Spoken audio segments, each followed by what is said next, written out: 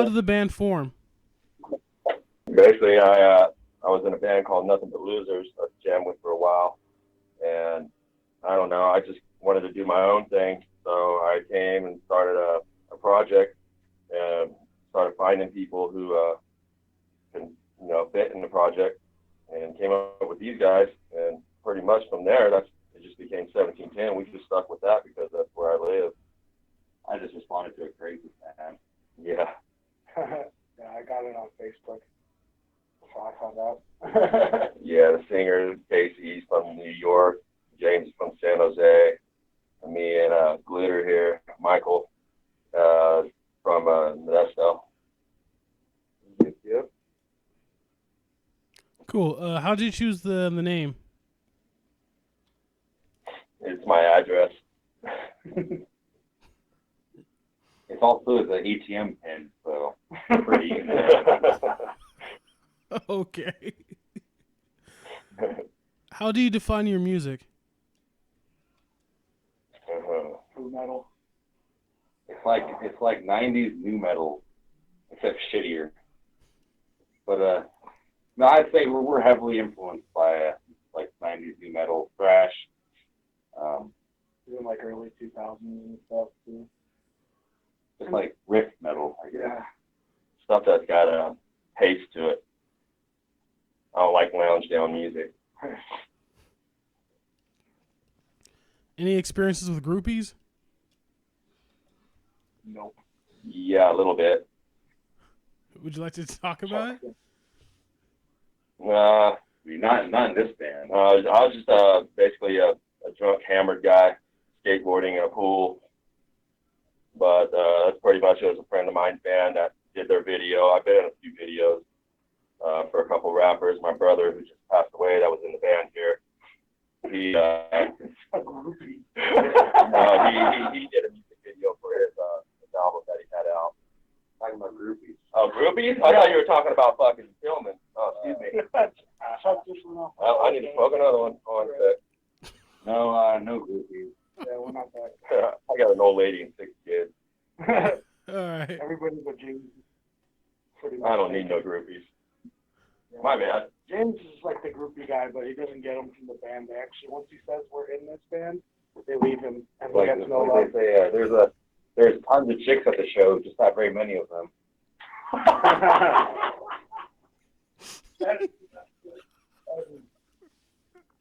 We have a ton of fans. All right. What are you guys' influences? We'll Marijuana. go around the table. We'll start with Chuckster over here. That's my influence. All right, so he picked marijuana as his influence. What's your influence? I usually listen to like classic metal, like Black Sabbath, or like 90s doom metal, like Sleep and Caius, or Queens of the Stone Age, stuff like that. Also like Pantera. We'll go with Glitter now, who has not said a word yet. Lamb of God. I knew he was going to say that. No, I like Attila. So, No one's perfect. I like Jake Young. He's awesome. I like Wu-Tang Clan. Ain't nothing to fuck with. Wu-Tang Clan ain't nothing to fuck with. And Public Enemy's fucking awesome. Basically, we're a band of a bunch of rappers, rockers, and groovers. Yeah. We're hippies, metalers, and rappers. And turds combined. So basically, that's why I combined into shit. We're the corn in the booth. It's a great way to describe this case. Yes. That means we just keep coming back for more and more. We got enough food in the world. How do you guys feel about California possibly legalizing, recreational marijuana? We have no comment on that one because we're too hot to know what's about.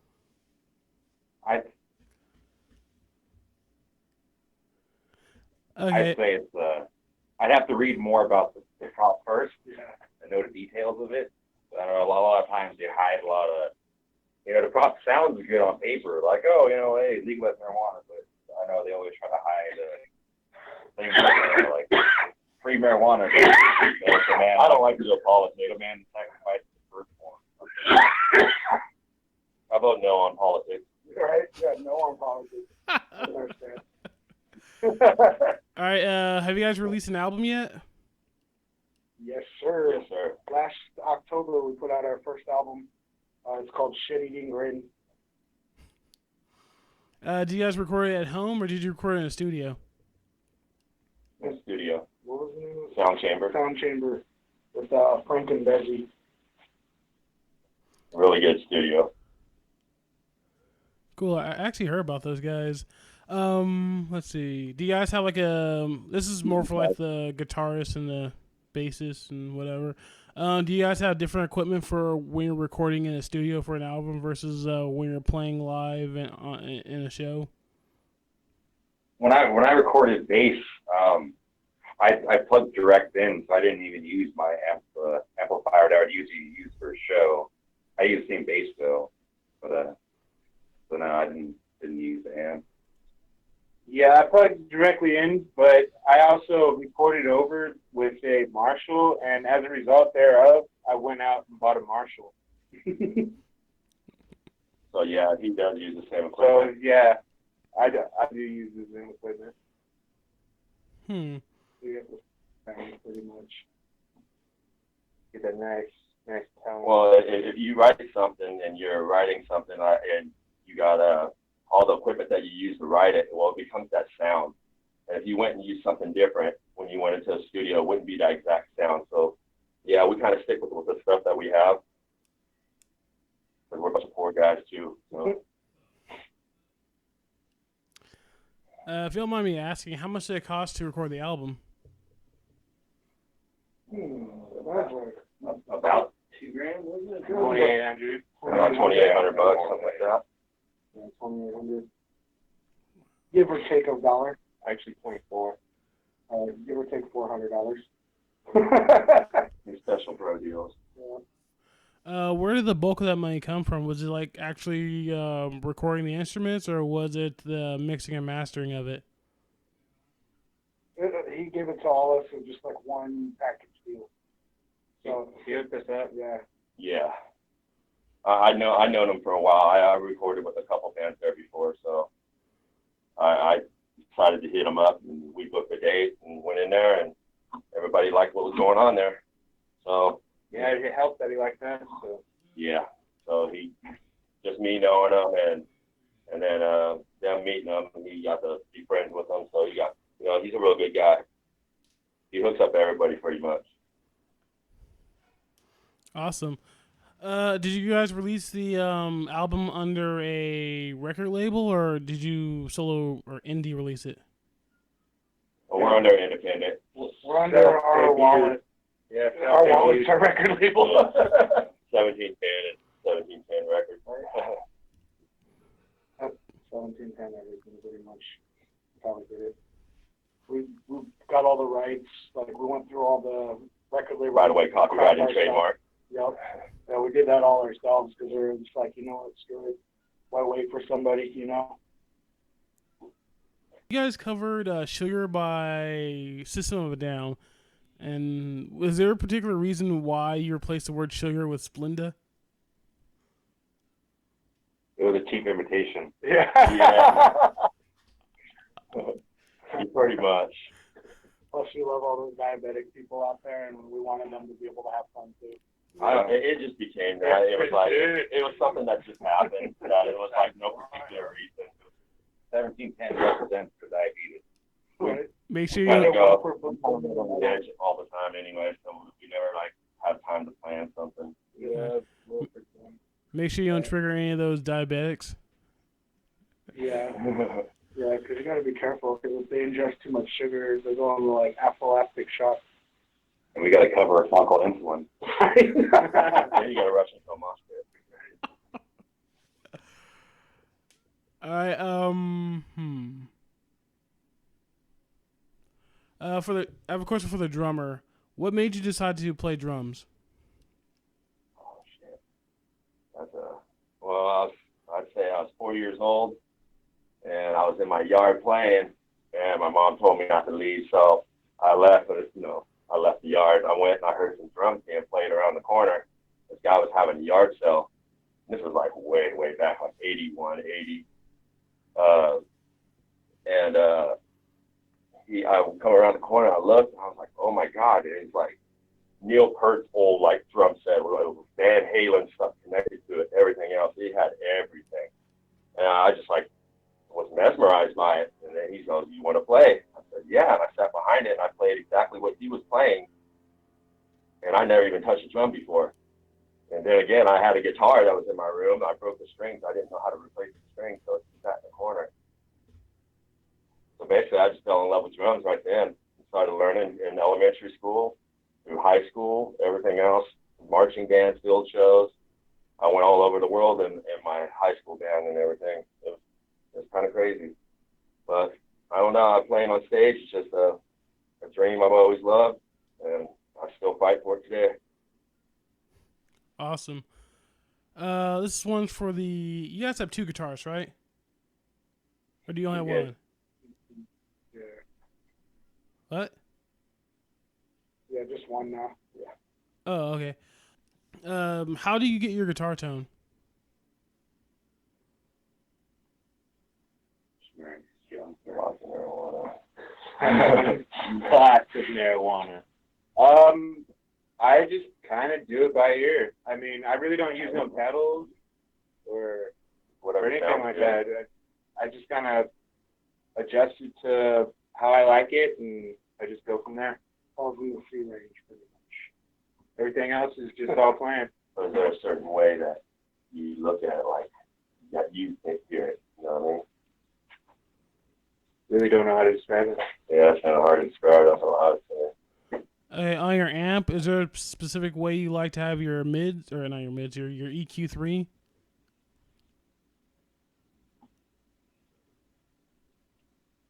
Yeah. He's like, but what's EQ? I couldn't recall exactly right offhand. I mean, I like the bass to be a little bit higher. Hey, you asshole. Look at your beard head like EQ. Am I saying that right? Is that French or something? Right here, bud. I kind of like the bass and the high to be pretty close to one another, and then the mid to be about mid range, actually. All right. I don't know if that really answers your question. No, answer. It's good. What made you decide to play guitar? Oh man, just loved it. I don't know. It was just Dropping out of high school. No. It's just I don't know. It's just one of those things that was portable. It wasn't going to take up a lot of room. I couldn't really have a drum set at the time or piano or anything like that when I was a kid. So the next best thing was have a guitar. So I kind of just started from there, and then once I started getting the hang of it and realizing what I could do with this and everything, I kind of just realized that it's kind of like a small piano. Cool. Need a small penis. All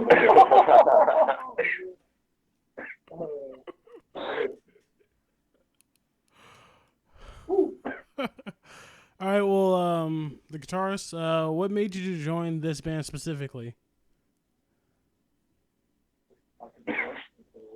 Oh man, They yeah. kidnapped him from another band. I and basically forced him. called him up and said, "Hey, you're gonna come jam over here." I said, "Okay." And then when he came here, we were like, you don't have a fucking choice. And then we were like, you have a week to It was learn all just the like songs, that, so too. we're going to beat you up. And that's how it happened. He got You got kidnapped. noticed? He literally has Stockholm syndrome for being in this band. Yeah, and at first I was playing drums with another band, and then shortly after, before then, I was playing guitar with Chuck and Nothing But Losers as well, and then after that, stopped from there, and then picked up again on drums and started playing drums, and then started playing with 1710, doing shows with them, and after a while of playing with them, they needed another guitar player. And after working with Chuck before, it just seemed like a natural, thing to do. And then pretty much after a week of being within them, we We know each other's writing style, you know what I mean? So it's like we played together like real commonly good instead of having to learn from a new person or how they play or how to write. We knew how to write together, so it kind of fell in. yeah. Then right within a week of being in the band, we were playing festivals.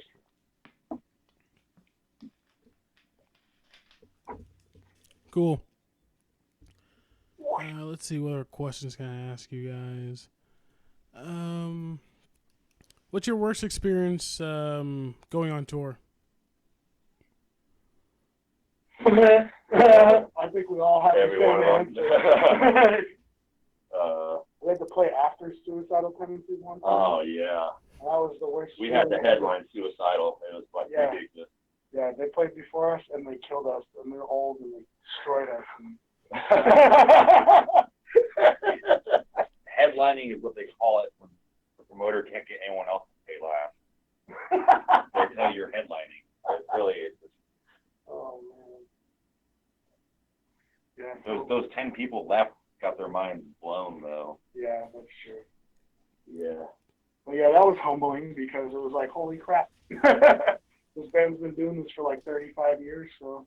I played with broken phones and everything else. Yeah. It's like, it don't matter. That was probably the most emotionally beat down we've all been ever. Yeah, that was pretty sad. But yeah, that's it. But we got to meet Bushwick Bill. That is Oh cool. yeah. And we got to meet Dave Lombardo. Yes. Isn't that the drummer from Slater? Yeah. Yeah.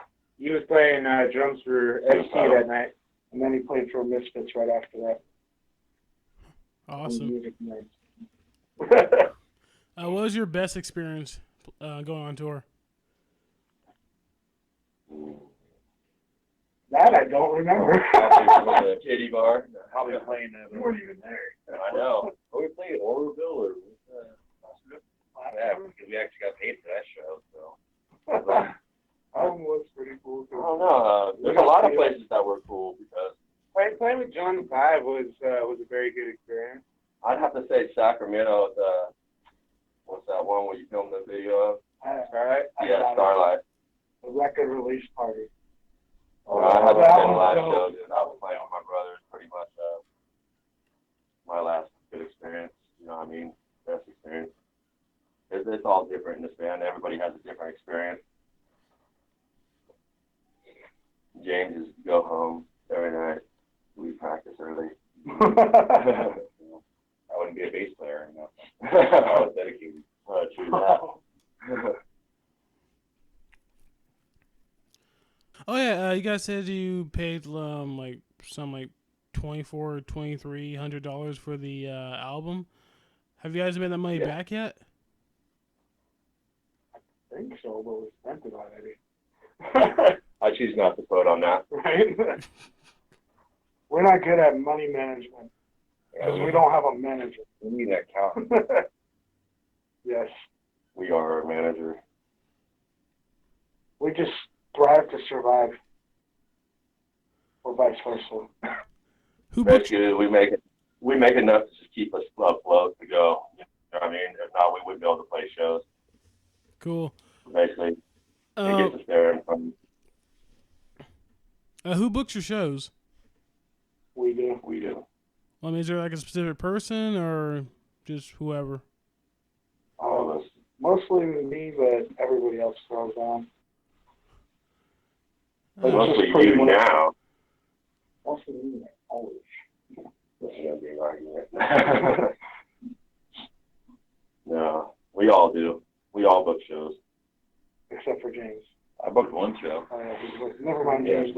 we all book shows. And we never let James book another show since. Hey, you know, you do a job so shitty, don't have to do it again.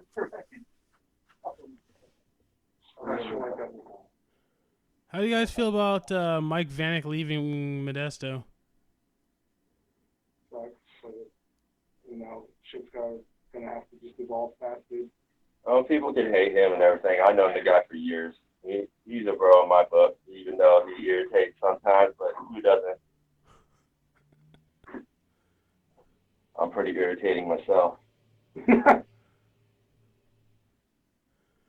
Okay, when you guys like try to like get a gig, do you guys talk to like a venue itself, or do you talk to some type of like somebody who's like a manager for something called like 209 Production or some type of other entertainment based company? We go through promoters and venues. Just depends who runs the thing, you know. Who's booking the show? Usually the promoter does. Yeah, but once in a while we'll go right to the venue. Whoever's putting the show on, so we go. Oh, hey, we set up a show, we'll just go about it, Anything with us, though, we probably wouldn't need a promoter. We can do ourselves, but it's just easier to go through a promoter because they got to deal with all the issues, One less thing for us to stress on.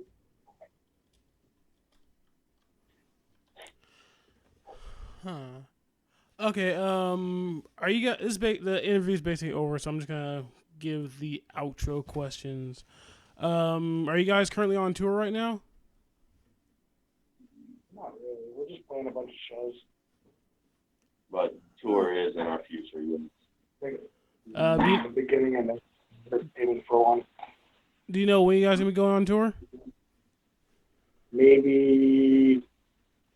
No, By the first of the year. yeah, hopefully by January. Cool. Let's see. Are you guys working on a new album? Always. Yes, we We are. never stop. We always work on a new album. Before that, we did the last one where we had songs for this album. That's how far ahead we get. We probably got songs for the next album after this one, and we don't even know. Plus, we make up about 10 million songs that we never remember. All right. Do you guys have any idea when the next album is gonna be out, or is it just still up in the air? I'd say by summertime of next year. Yeah. Sometime we try to aim for good times where it's, We give ourselves a deadline. Yeah, so it's like, everybody's going to be around, like when we did our last one around October, everybody's out for the Halloween season. Everybody else was doing record release and parties around ours, so it just, it worked out time-wise for everybody's benefit, Yeah. But we're just trying to push this album right now as much as that we can push it. You know what I mean? It's not every day that you get that kind of money to go to the studio and that you're just a guy taking care of families and stuff like that. So it's kind of hard to come up with funds like that so quick. They come with multiple albums, but we give ourselves a deadline and we pretty much achieve our deadline. All right. Cool. Yeah. Thanks. It's cool to interview you guys. Yeah. Thanks for showing up. And Yeah, thank you for having us. It's awesome. Absolutely. you're welcome. Thank you. I will see you guys. All right, you take it easy, All bro. right, take care, You man. too. Yeah. Have a Yeah. good day.